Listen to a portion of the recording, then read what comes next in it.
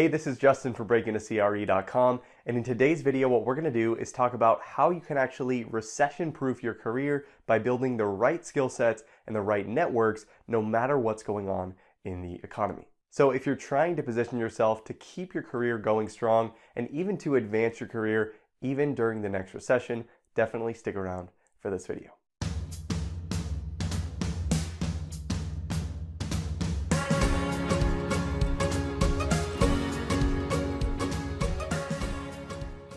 Now on this channel, we talk about real estate investing careers and real estate financial modeling. So if you're looking to break into the industry for the first time or advance your current real estate investing career, definitely make sure to subscribe and hit that notification bell. Now with the start of the last major economic recession, over a decade behind us at this point, many economists and investment professionals are projecting some sort of recession within the next few years. And personally, I have no idea when this is going to happen, but I do know that real estate is a cyclical business and you need to be prepared for any sort of down cycles that may happen in the industry. So at whatever point things start going south in the economy and companies have to start making tough decisions regarding layoffs, how do you make sure that you're the last man standing in your job and even continuing to progress your career during a down economic time? Well, in this video, we're going to talk about 5 things that you can do to recession-proof your career and make sure that you're continuing to move things forward,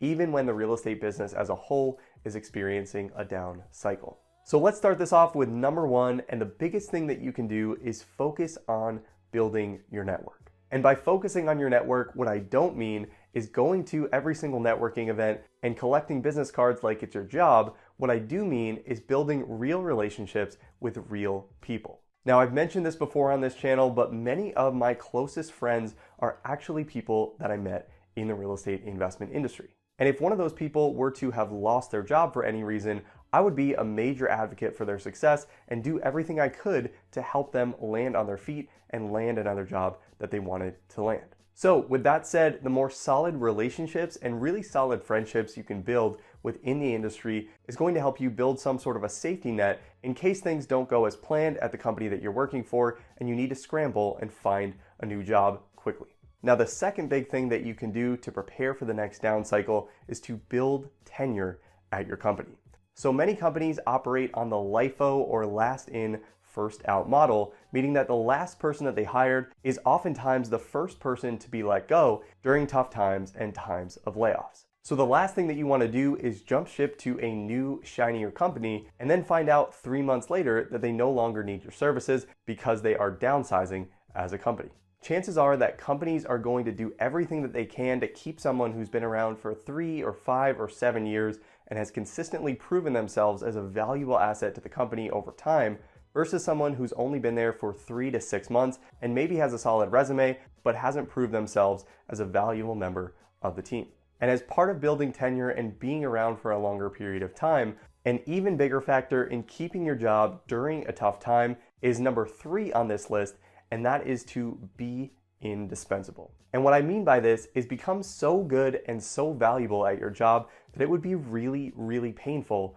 for that company to let go of you. So Seth Godin has written a great book called Linchpin, which describes this really well, but essentially what you're doing is ingraining yourself as an extremely valuable part of the team, and without you there, the business just couldn't move forward in the way that it needed to. So if you become the go-to guy for real estate financial modeling, or you become a key contact with a major equity source or major lender, or if you're just the person in the office that makes everyone's lives easier in the office overall, you'll be in a much safer position in the case of an economic pullback. Now, several years ago, I heard great advice from the CFO of a company I used to work for when I was asking about this same thing: how do I make sure that my career is recession-proof in the case that things go south in the economy? And what he said to me still sticks with me today, and that is, if you're good, you'll be fine. And over time, what I realized he was saying is that if you're an integral part of the success of a company, they're probably not going to be able to let you go,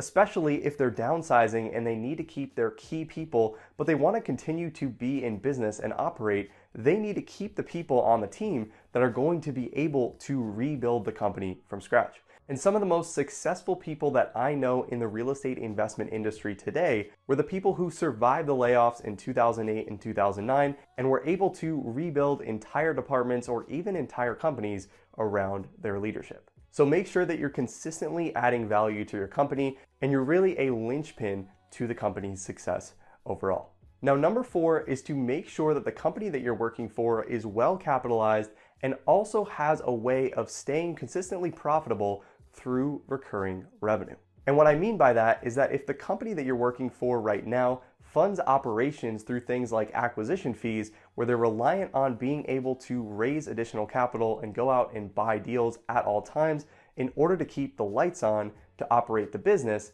you might be in trouble if your company is not able to make a new acquisition over a 3-month or 6-month or even year-long period. So knowing how your company is capitalized, or if you're looking for a new job, understanding how a company you might work for is going to be capitalized is going to be key to making sure that you keep your job even during tough times. Now, number 5 is optional. And the reason why I say number 5 is optional, because number 5 is considering moving to a less transactional role if you're in a transactional role today. So what that means is that if you are in acquisitions, you may want to consider taking a look at asset management roles. Or if you're a mortgage broker, you may want to take a look at going to work for a bank. This way, if transaction volume slows significantly and there's not a need for acquisition professionals and companies aren't buying properties or refinancing properties, your income will likely stay much more stable and you'll have a much greater chance of actually keeping your job. Now, I say this is optional because this does change the trajectory of the career path that you're on.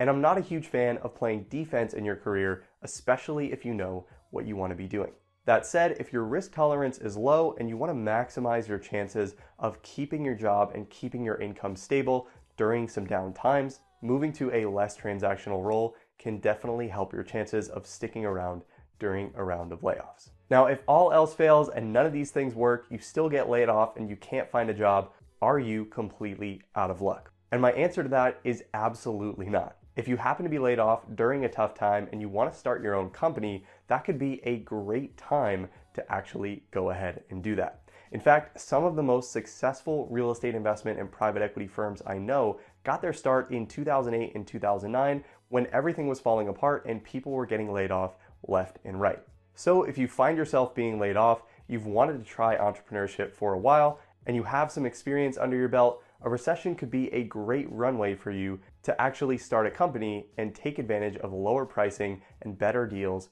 out in the market. So that's it. Those are really 5 things that you can do to recession-proof your career and maximize your chances for keeping your job and continuing to advance your career even during the next down cycle. Now, if you want to learn the foundation of all of the technical skills that really make you indispensable in your job, I'd recommend checking out my free real estate financial modeling crash course. You can grab that for free in the link in the description below. And that's really going to teach you the 3 pillars of real estate financial modeling to teach you how to build real estate financial models from scratch and how to analyze real estate investments. And if you want access to all of my courses, all of my models, and additional support from me, I'd highly recommend checking out Break Into CRE Academy, and I'll also link that in the description below. So if you like this video and want to see more content like this, please let me know by hitting that like button, subscribing to the channel, and sharing this with anyone else who might find this helpful. Thanks so much for watching, and I'll see you in the next video.